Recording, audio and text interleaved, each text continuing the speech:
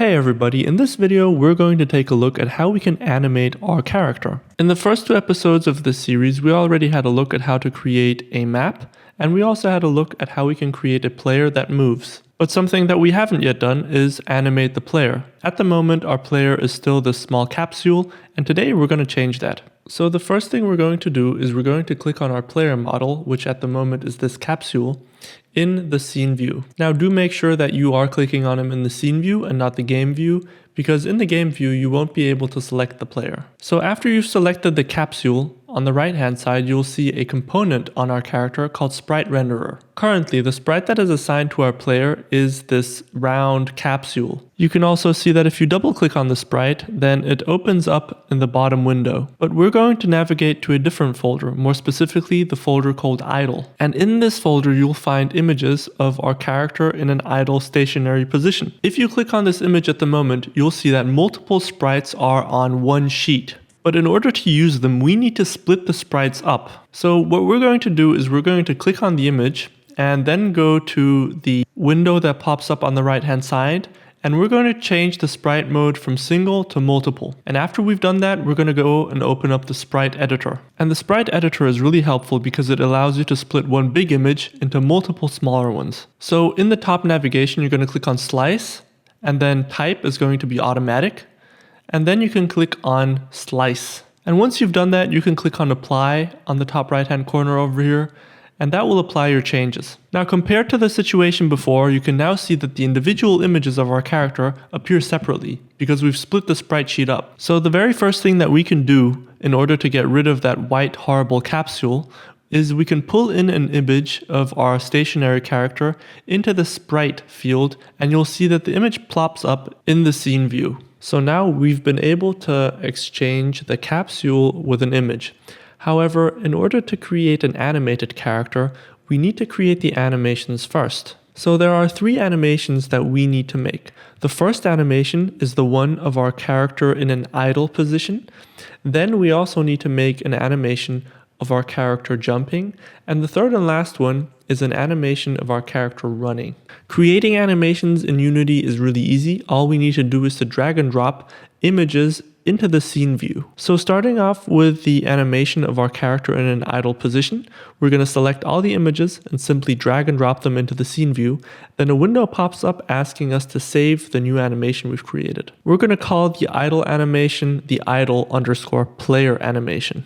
And as soon as we hit save, two new files appear. And the triangular shaped icon is the animation which we'll be using later on. Now we're going to do exactly the same thing for our jumping animation. We're going to select the image of our character jumping, then we're going to change the sprite mode to multiple, and then we're going to go to the sprite editor in order to slice the sprite into multiple images. And as before, we can drag and drop the images of our character jumping into the scene view in order to create the animation. And we're going to save this animation under the name jump_player. After the animation of the player jumping has been created, we can delete the jumping character out of the scene view again. Then I'm going to jump over to an image which has our character running, and I'm going to split this sprite sheet up into individual images too. So then we're going to drag the images of our character running into the scene view, and as before, when we drop him onto the scene view, we get a pop-up that allows us to save this new animation. We're going to call it run_player. And afterwards, we're going to just quickly go ahead and delete the animations from our scene view because we don't really need them in the scene view. We just need to create the animation. And now we've created all the animations that we need in order to proceed. So we have an animation of an idle character, we have one of a running character, and the one of a jumping character. Now, one thing that you will have noticed is that every time I dragged and dropped in the images onto our scene view in order to create an animation, it didn't only create the animation, it also created an animation controller for each animation that we created. Now, although we have created 3 of those, we're just going to need one. You can delete the others. We're going to take the one of the idle character right here. So if I click it, then you'll see that the Animator Controller opens up in the main window. The next thing we can do is we can actually go ahead and drag and drop in the animations we created into this Animator controller. So now we need to connect these individual animations up in a way that makes sense for our character. So we can connect the idle and the running state because the character can go from idle to running whenever he starts running. That makes sense. And the reverse is also true. When the character stops running, we want the character to return to an idle state. Next, our character is also able to transition from a jumping motion to an idle motion, as well as from a jumping motion to a running motion. The final connection that we need to make is from any state to jumping, because regardless of whether the player is idle or running, he can always jump. So once we've created all these arrows that you can see on the screen, we need to add some conditions to these arrows. Specifically, we want to add conditions such as if the character is moving at a speed which is greater than 0.5, then the running animation should start. But before we can create any conditions, we first need a couple of variables that we can play around with. The first variable we're going to create is going to be of the type float, and it is going to be the speed at which the player runs. Then the second variable that we're going to need is a variable called isJumping. This is going to be of the type bool, and it is going to be true whenever the player is jumping. Now we need to select each of these arrows individually and add conditions to them. Let's start off with the arrow that goes from any state towards the jumping state. On this arrow, we're going to add the condition which is going to say that whenever the isJumping variable is true, we want to transition from either the running state or the idle state into the jumping state. In the settings of this arrow, you first need to make sure that the arrow next to has exit time is not checked. And in addition to that, you also need to make sure that the transition duration is set to 0. Now these two last changes which I described are going to apply to all our arrows, so make sure to keep that in mind. So moving on to the next arrow, which goes from jumping to idle state, we're going to make these changes, and in addition to that, we're also going to add the condition which is going to state that if the speed is smaller than 0.5, we want to transition from a jumping state to an idle state.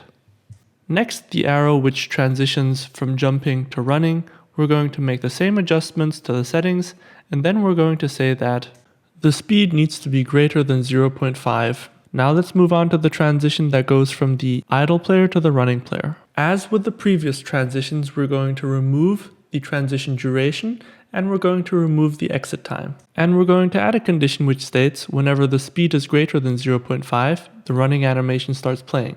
Moving on to the final arrow that transitions from the running player to the idle player, we again have to remove the exit time as well as the transition duration. And we're going to add one condition, which is that whenever the speed is less than 0.5, the animation transitions from the running animation to the idle animation. Now back in the scene view, we're going to select our character and make changes to the movement script.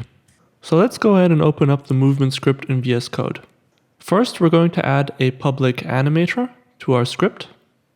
And we're also going to include a variable of the type float, which is going to be called horizontal move and have the value of 0.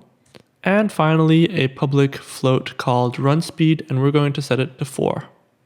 Then further below, but within the update function, we're going to add some code that concerns our animations. First, we're going to set the variable horizontal move equal to the speed at which our character is moving across the screen. Next, we're going to add an if statement which sets the boolean value is jumping to false whenever the character is on the ground.